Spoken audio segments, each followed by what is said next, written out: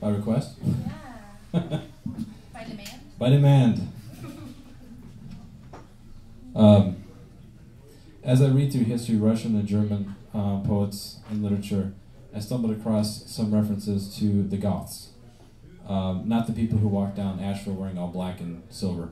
The people who actually were instrumental in overthrowing parts of Rome. And so as I was reading through that, I found that, well, it shows up in the poetry. So, here we go. Before there was noble wolf, there was Elicarus Magnus, the Gothic king. Before him, Atheneric. Before him, Eoric. Before him, Erioric.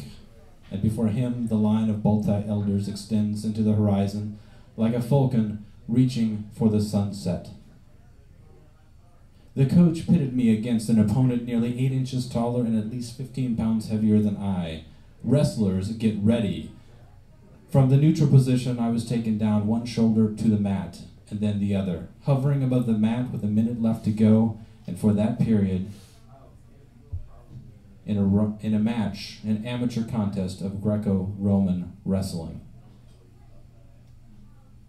40 years rest between the crossing of the Danube by the race of gods and heroes, led by Alvariv and Fritigern in the autumn of 376. And the Regnum Tolicenum, the new native land of Gaul, earned after campaigning Romani Nomini Causa.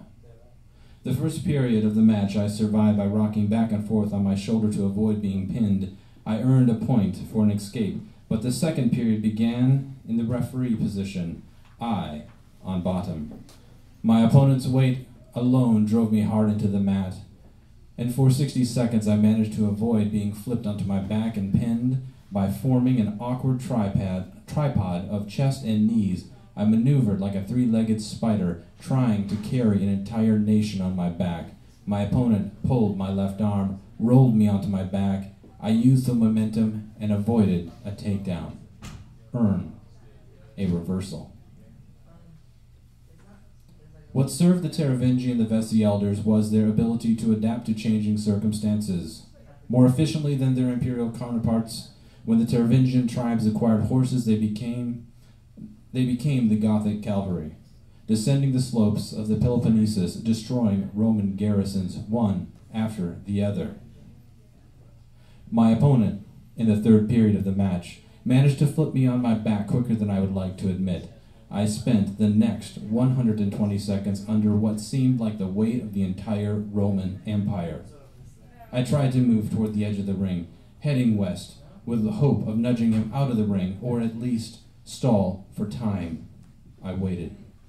I strained toward the sound of the coach's whistle.